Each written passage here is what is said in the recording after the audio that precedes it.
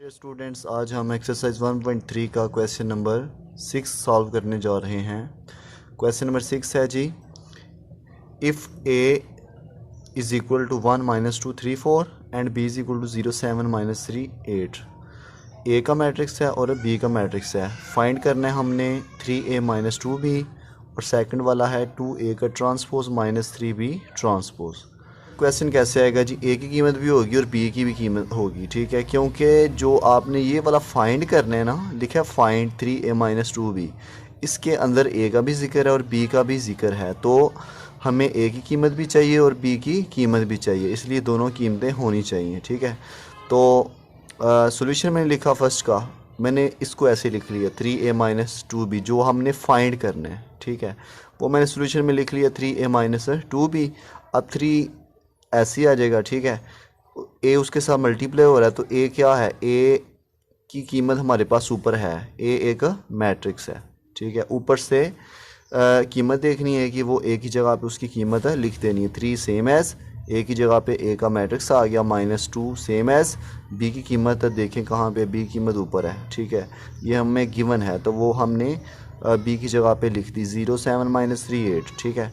इधर 3 है, इधर 2 है, इस 3 को सबसे मल्टीप्लाई करना पड़ेगा, इस 2 को मल्टीप्लाई करना पड़ेगा, ठीक है।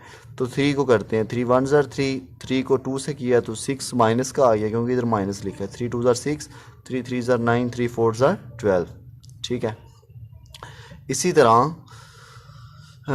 तरह जी आगे लिखा है जी 2 लिखा है, 2 को 0 से मल्टीप्लाई करें, 2 0 0, 2 को 7 से करें 14, 2 3 ज़र 6, ठीक है। ये माइनस जो है ना, ये बाहर ही रहेगा, सिर्फ 2 अंदर मल्टीप्लाई हो रहा है, 2 3 ज़र -6, 2 8 ज़र 16, ठीक है। इसी तरह अब ये दो मैट्रिक्स माइनस हो रहे हैं, ठीक है, तो माइनस कैसे करेंगे जी, ये जो 3 है उसको पहले लिख लें -0, यानी कि फर्स्ट रो ये है, इधर ये फर्स्ट रो है, तो माइनस हो रही है, फर्स्ट एलिमेंट में से फर्स्ट एलिमेंट माइनस करना है। इसी तरह सेकंड एलिमेंट इधर -6 है, इस मैट्रिक्स का सेकंड एलिमेंट फर्स्ट रो में 14 है, तो वो -6 -14 हो जाएगा। इसी तरह 9 लिख दिया, माइनस माइनस +6, इसी तरह 12 लिखा, तो माइनस, इधर माइनस नहीं है तो -16 आ जाएगा। अब आपने माइनस कर लेना है, 3 - 0 3, -6 -14 -20, 9 + 6 15 और 12 - 16 -4, तो ये इसका आंसर आ गया, ठीक है। इसके बाद दूसरा क्वेश्चन है, इसका हम सॉल्यूशन करते हैं। सेकंड वाला क्वेश्चन क्या है जी, 2a का ट्रांसपोज -3b का ट्रांसपोज, ठीक है। चलें हम इसको सॉल्व करते हैं तो आपको भी समझ आ जाएगी कैसे करना है। चलें हम लिखते हैं सबसे पहले सॉल्यूशन, इधर लिख लेते हैं सेकंड सॉल्यूशन, क्योंकि ये सेकंड वाला है तो हम लिख लेते हैं सेकंड का सॉल्यूशन। मैं इसको एक बार ऐसे ही लिख लेता हूँ सॉल्यूशन में, 2a का transpose -3b transpose is equal to, अच्छा 2 पहले है, 2 को सेम एज ऐसे लिख दें, 2 के साथ a के ऊपर t लिखा हुआ, एक ट्रांसपोज, एक की जगह पे आपने मैट्रिक्स लिखना है, तो वो है जी, चले मैं स्केच बना लेता हूँ। 2 ऐसे ही a की जगह पे मैंने मैट्रिक्स लिखना है, ऊपर t लिखा दिया, -3, इसी तरह b की कीमत यहाँ पे आएगी, ऊपर t लिख दिया, ठीक है। तो ये वाला इस तरह स्केच बना लीजिएगा। अब आप कीमतें इसके अंदर दर्ज कर लें, कैसे जी, 2 ऐसे ही आ गया, a जो है a, वो आपने a की कीमत यहाँ पे लिखनी है, a की कीमत ऊपर हमारे पास है 1 - 2 3, 1 - 2 3 और 4 आ गई। इसी तरह -3 ऐसे ही आ गया ये वाला नीचे, तो b के ऊपर t तो लिखा हुआ है, b की कीमत यहाँ पे लिखेंगे, b की कीमत ऊपर क्या है जी, वो है 0 7 -3 और 8। अब हम इसके बाद नेक्स्ट स्टेप में हम 2 को अंदर मल्टीप्लाई नहीं कर सकते, पहले ट्रांसपोज लेना पड़ेगा, यानी कि t ख़त्म करना पड़ेगा, तो फिर उसके बाद 2 मल्टीप्लाई होता है और 3 अंदर मल्टीप्लाई होगा, इससे पहले नहीं मल्टीप्लाई हो सकता, तो 2 को हमने ऐसे ही लिख लिया सेम एज एक दफ़ा। अब हम इसका ट्रांसपोज लेते हैं। ट्रांसपोज, ये जो ऊपर टी है इसका मतलब है ट्रांसपोज। ट्रांसपोज मीन जो रोज़ हैं उनको कॉलम्स में चेंज कर दें, अगर कॉलम्स हो उनकी रोज़ बना लें। चलें जी देखें, ये फर्स्ट रो थी तो फर्स्ट कॉलम बन गया, ठीक है। इसी तरह सेकंड रो है 3 4, तो वो सेकंड कॉलम बन जाएगा, ठीक है। टी ऊपर से ख़त्म हो गया। इसी तरह -3 सेम एज, इसका ट्रांसपोज ले लेते हैं। ये फर्स्ट रो है तो फर्स्ट कॉलम बन जाएगा, सेकंड रो सेकंड कॉलम, ठीक है। अब हम इसको माइनस नहीं कर सकते अभी, पहले 2 को अंदर मल्टीप्लाई करना पड़ेगा, इसी तरह 3 को अंदर सबसे मल्टीप्लाई करना पड़ेगा। चलें जी मल्टीप्लाई कर लेते हैं। मैं अभी ऐसे ब्रैकेट्स लिख रहा हूँ, बस मैंने 2 को मल्टीप्लाई करना है। 2 को मैंने इन सब एलिमेंट से मल्टीप्लाई कर देना है, ठीक है।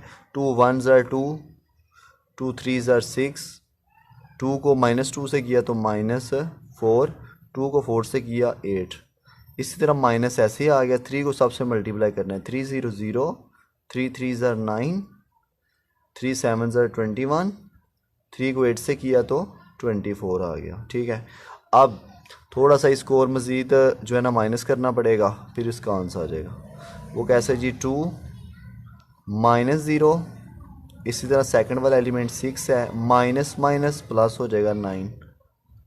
इसी तरह सेकंड रो जो है वो इधर फर्स्ट एलिमेंट -4 है, -21, इस तरह 8 -24। चलें इसका जो है ना आंसर निकाल लेते हैं। 2 -0 2, 6 और 9, ये हो जाएगा 15, -21 और -4 -25, ठीक है। तो मैंने बताया था कि अगर माइनस बड़ी कीमत के साथ लिखा हो तो माइनस आपने लिख देना होता है, ठीक है। अब 24 में से 8 निकाल लें तो आंसर आ जाएगा 16 -16। तो इस क्वेश्चन का ये आंसर आ गया, ठीक है जी। तो स्टूडेंट्स अब हम क्वेश्चन नंबर 7 सॉल्व करने जा रहे हैं। क्वेश्चन नंबर 7 जो है इसको ध्यान से समझना आपने, ठीक है। तो क्वेश्चन नंबर 7 है जी, इफ़ 2 बाहर लिखा हुआ है, एक मैट्रिक्स है, उसके अंदर एलिमेंट्स लिखे हुए हैं। एलिमेंट्स कौन कौन से हैं, 2 4 -3 और a लिखा हुआ है, ठीक है। इसी तरह सेकंड वाला जो मैट्रिक्स है +3 बाहर है, मैट्रिक्स के अंदर 1 b 8 -4 है, ठीक है, इज़ इक्वल टू 7 10 18 और 1, ठीक है। ये इधर 2 मैट्रिक्स प्लस हो रहे हैं और इधर एक मैट्रिक्स है, ठीक है। Then find a and b, तो आपने a और b की कीमतें फाइंड आउट करनी है। अच्छा, सोल्यूशन में मैंने इस क्वेश्चन को एक दफ़ा लिख लिया, सेम एज 2 फिर मैट्रिक्स +3, ये वाला मैट्रिक्स लिख दिया, इज़ इक्वल टू 7 10 18 1 लिख दिया। अब हम इसमें से a और b की कीमतें कैसे फाइंड आउट करेंगे, ध्यान से समझिएगा। ये जो 2 है मैट्रिक्स के बाहर है, इस 2 को सब एलिमेंट से मल्टीप्लाई करवाना पड़ेगा। 2 को 2 से करें, 2 को 4 से, 2 को 3 से और 2 को a से। चलें जी। अच्छा, एक बात का ख्याल रखना है, अब मैंने यहाँ पे इक्वल नहीं लगाना। क्यों इक्वल नहीं लगाना, कि आप कोई भी क्वेश्चन देखें, ठीक है, कोई भी क्वेश्चन ऐसा देखें जिसके दरमियान में इक्वल का साइन लिखा हो, उसके स्टार्टिंग पे इक्वल नहीं लगाया जाता, क्योंकि इक्वल एक दफ़ा लग चुका है, अब आप इक्वल नहीं लगा सकते, ठीक है। तो हाँ, इसकी जगह पे एक आप वो इस तरह का सिंबल्स होते हैं, इसे कहते हैं इम्प्लाइज दैट, ये लगा सकते अगर लगाना हो तो। वैसे ज़रूरत नहीं है, इक्वल का साइन लग चुका है, इसलिए अब इक्वल का जो सिंबल है वो नहीं लगाना, ठीक है। तो 2 को 2 से मल्टीप्लाई करें, 2 2s are 4, 2 को 4 से करें जी, 2 4s are 8, इसी तरह 2 को 3 से करें -6 हो जाएगा। 2 को a से करें, 2 को जब a से करेंगे 2a हो जाएगा, ठीक हो गया, ये ऐसे आ गया। अब प्लस फिर आपने एक मैट्रिक्स बना लेना है। तो ये जो 3 बाहर है, 3 को सबसे मल्टीप्लाई करवाना पड़ेगा। 3 को 1 से करें, 3 1s are 3, 3 को b से किया तो 3 और b आ गया साथ। 3 को 8 से किया तो 24, 8 3 से 24, 3 को 4 से किया -12, ठीक हो गया। इज़ इक्वल टू बाकी जो आगे मैट्रिक्स है इसको सेम एज नीचे लिख दें। इज़ इक्वल टू 7 10 18 और 1 आ गए। अच्छा, इसके बाद देखें जी, एक ये मैट्रिक्स है और एक ये मैट्रिक्स है। ये दोनों, इन दोनों मैट्रिक्स के दरमियान में एक जो है ना सिंबल है वो प्लस का, ये माइनस का, प्लस का सिंबल है। ठीक है, तो ये दोनों मैट्रिक्स आपस में प्लस हो रहे हैं। अब हम इनको प्लस कर लेंगे, तो प्लस कर लेते हैं हम। वो कैसे जी, फर्स्ट वाला एलिमेंट, फर्स्ट वाले इस मैट्रिक्स के फर्स्ट वाले एलिमेंट में प्लस होगा 4 + 3। पहले 4 लिखें, इसके बाद प्लस, इधर अगर माइनस होता तो प्लस माइनस माइनस होना था, अब प्लस है तो +3 लिख लें। ठीक है, इसके बाद 8 है, 8 लिख लें, +3b, ये वाला सेकंड है। इसी तरह इसका सेकंड रो की अब बात कर रहे हैं। सेकंड रो में, इस मैट्रिक्स की सेकंड रो में फर्स्ट वाला एलिमेंट -6 है, उसको लिख लें। इस मैट्रिक्स की जो सेकंड रो है, दूसरी जो कतार है, उसमें फर्स्ट वाला एलिमेंट +24 वो लिख दिया। इसी तरह लास्ट वाला एलिमेंट 2a वो लिख दिया। प्लस नहीं लिखना, प्लस माइनस माइनस होता है तो माइनस लिखना है 12। इसको ऐसे क्लोज कर लें, आगे लिख दिया इज इक्वल टू, आगे वाला लास्ट वाला जो मैट्रिक्स है वो लिख दें, इज इक्वल टू 7 10 18 और 1 आ जाएगा। ठीक है जी।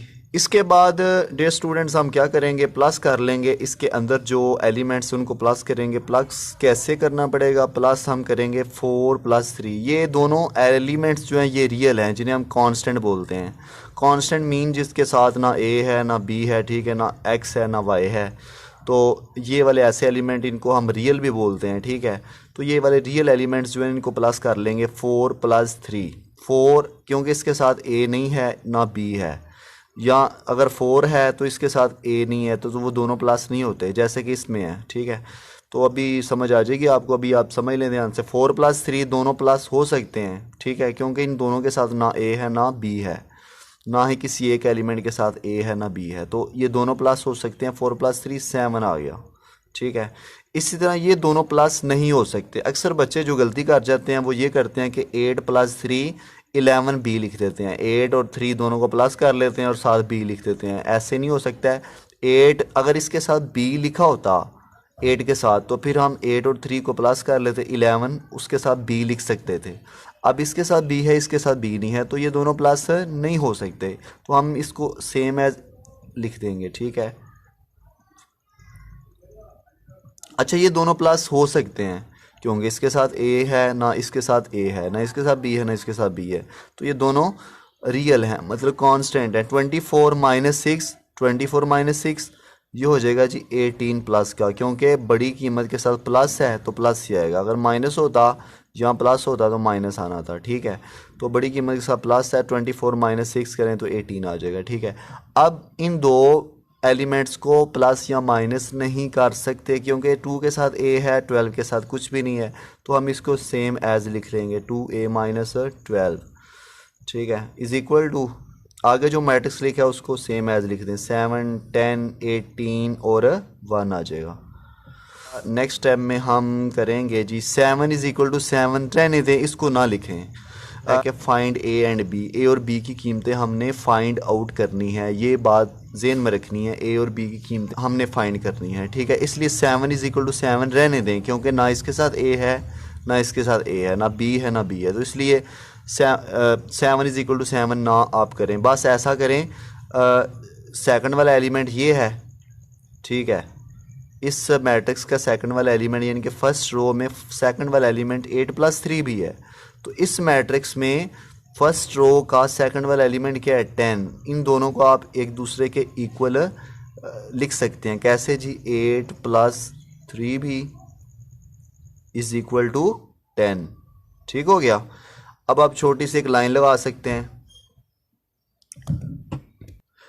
लाइन लगाने के बाद जी नेक्स्ट देखें, सेकंड रो की अब बारी है। ठीक है, सेकंड रो में देखें, इधर 18 है, इधर भी 18 है, इसके साथ ना a है ना b है, ना इसके साथ a है ना b है। ठीक है, इसलिए 18 = 18 रहने दें, क्योंकि हमने a और b की कीमतें फाइंड करनी है। तो इसलिए अब सेकंड रो में देखें लास्ट वाला एलिमेंट क्या है, इस तरह वो है जी 2a माइनस 12, उसको लिख लें 2a minus 12 is equal to, इस मैट्रिक्स का लास्ट वाला एलिमेंट सेकंड रो का लास्ट वाला 1 है, ठीक है। इसी तरह सेकंड रो का लास्ट वाला ये था, इसका लास्ट वाला ये है, ये वाला और ये वाला दोनों आपस में इक्वल रखेंगे क्योंकि दरमियान में इक्वल का साइन है, तो इक्वल इज 1 आ गया, ठीक है। अच्छा जी, हमने ए और बी की कीमतें फाइंड आउट करनी थी, तो यहाँ पे देखें 3b ऐसे आ गया इज़ इक्वल टू 10 लिख लिया। मैंने ए और बी की कीमतें लेफ़्ट साइड पर रख लेनी है। मैंने अगर बी की कीमत फाइंड कर रहा हूँ तो उसको इधर ही रहने दें जिस साइड पे है, लेफ़्ट साइड पे। तो कांस्टेंट कीमतें दूसरी तरफ ले जाएं, ठीक है। कांस्टेंट कीमतें जिसके साथ ना ए है ना बी है, कोई वेरिएबल नहीं है, तो इसलिए 10 है कांस्टेंट। इधर कांस्टेंट कौन सा 8 है, 8 प्लस हो रहा है क्योंकि कोई भी जो कीमत होती है, जो कोई भी एलिमेंट होता है उसके लेफ़्ट साइड पे सिंबल होता है माइनस का या प्लस का। तो 8 प्लस इधर नहीं, ये 3b का प्लस लिखा हुआ है, तो 8 का इधर प्लस लिखा हुआ है, ठीक है। वो प्लस क्या है 8 है, प्लस 8 उधर आके क्या हो जाएगा जी -8 हो जाएगा, ठीक है। अब 3b is equal to 10 minus 8 करेंगे तो ये आंसर आ जाएगा जी 2, ठीक है। ये 2 आ गया। इसके बाद 3 जो है, 3 क्या हो रहा है, b के साथ 3 मल्टीप्लाई हो रहा है। और ये आपने पढ़ा हुआ है कि कोई भी चीज़ जो मल्टीप्लाई होती है वो दूसरी तरफ जाके डिवाइड होती है, क्योंकि हमने यहाँ से b की कीमत निकालनी है। तो 3 इससे मल्टीप्लाई हो रहा है, इधर आके डिवाइड हो जाएगा, ठीक है। तो ये 3 नीचे आके डिवाइड हो जाएगा, ठीक हो गया। तो इसके बाद इसको आप पॉइंट में भी ले सकते हैं या इतना ही आंसर रहने दें, ठीक है। पॉइंट में कैसे कैलकुलेटर पे कर सकते हैं। अच्छा जी, नेक्स्ट दूसरा देखें, इसमें एक ही कीमत निकालनी है। तो मैंने अभी बताया जैसे इसमें किया है वैसे ही करना है इधर भी। एक ए और बी की कीमतें लेफ़्ट साइड पे कांस्टेंट कीमत दूसरी तरफ ले जाएं। जैसे 2a जो है ये वेरिएबल वाली, इसको ऐसे इधर ही रहने दें, इज़ इक्वल टू उस साइड पे 1 लिखा हुआ है, ये -12 उस तरफ आके +12 हो जाएगा, ठीक है। कांस्टेंट कीमतें उस तरफ ले जाएं, तो 2a इज़ इक्वल टू 1 + 12 हो जाएगा जी 13, ठीक है। तो 2a के साथ मल्टीप्लाई हो रहा है, नीचे आके डिवाइड हो जाएगा। तो जी तो स्टूडेंट्स, ये हमने a की कीमत एक निकाल ली है, ठीक है, और ये b की कीमत निकाल ली है। ऐसे आपने a और b की कीमतें फाइंड आउट करनी है। जी तो स्टूडेंट्स, आज का हमारा लेक्चर यहाँ तक ही था। कल हम एक न्यू वीडियो के साथ हाज़िर होंगे। वीडियो पसंद आई हो तो लाइक कर दें और हमारा चैनल सब्सक्राइब करके बेल आइकन को प्रेस कर दें ताकि हमारी हर वीडियो बर वक्त आप तक पहुँचती रहे। शुक्रिया एंड खुदा।